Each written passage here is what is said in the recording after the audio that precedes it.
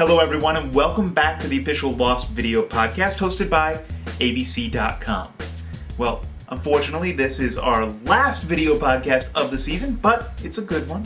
We're here today with sculptor Jim Van Houten, a man who is responsible for carving and sculpting and all kinds of other cool things. He sculpts things like rocks, the guns, and even the model submarine. But I'll let him tell you more about his job in just a bit. Of course, for those of you who want the audio podcast, fear not, we have at least one more audio podcast in store for you with Damon and Carlton as they tease part one, or hour one, of our 3-hour season finale. That episode, of course, is called There's No Place Like Home, and it airs this Thursday, May 15th at 10:02 p.m. Eastern, and is available the next day at abc.com.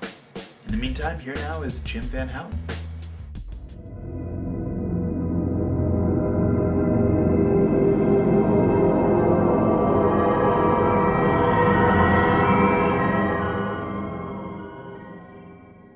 I'm Jim Van Houten. I work on Lost as the sculptor. I create all the things that you can't buy in a store. Oftentimes I'll work as a liaison between the art department and construction. I'll create a maquette, which is a scale model of what they're building, so that we can solve the 3D problems in scale instead of building this full-size thing and then trying to change it and cut it down. And a lot of the organic things, the stuff that's woven with vines or roots or trees or just stuff that you can't quite put your finger on. And then there's all the science-driven things like the Dharma stuff, the submarine, the crossbow that I made for Rousseau. Danielle, don't! Some of the weapons, and then I cast a lot of the parts, the guns and everything I have silicone molds of. I cast those in a soft urethane so the actors don't get hurt. The rocks that people get hit with or get thrown, I have a mold of every one of Locke's knives that I'll cast in either a rigid or a flexible urethane, so they're either lighter or safer or both. This is from season 2. This was the logo that was on the Volkswagen buses.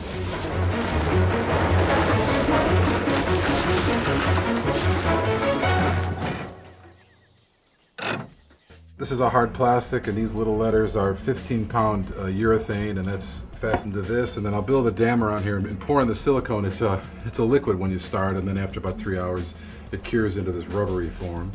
And then from this, you can fill with 2-part castable urethane, and then that'll give you a part that we affix to all the Volkswagen buses. This is what I refer to as a maquette. This is a scale model that I'll either enlarge something or make it smaller from, but it helps production realize in 3D what it is we're trying to sell.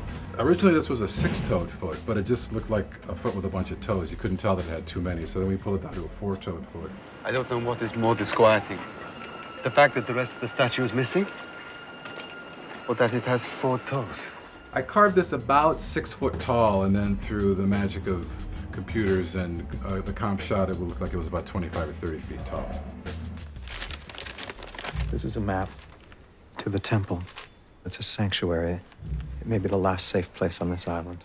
Hopefully at the temple we'll find some more 4-toed feet people, or not. I don't understand it. It should be working. One of the things I've been working on this season 4, is the engine for the freighter.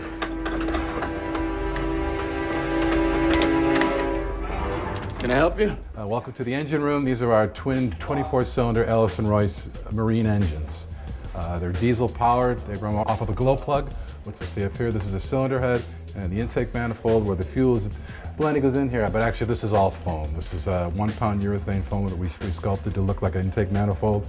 The exhaust manifolds up here, this is also a 1-pound urethane mold. The tops are made from the castable rigid urethane. All 48 heads were made from that one mold that we looked at a little bit earlier. This is the similar thing over here, same engine over here, balanced so that the ship drives straight. No, not really. It's all still a foam. It's all an illusion.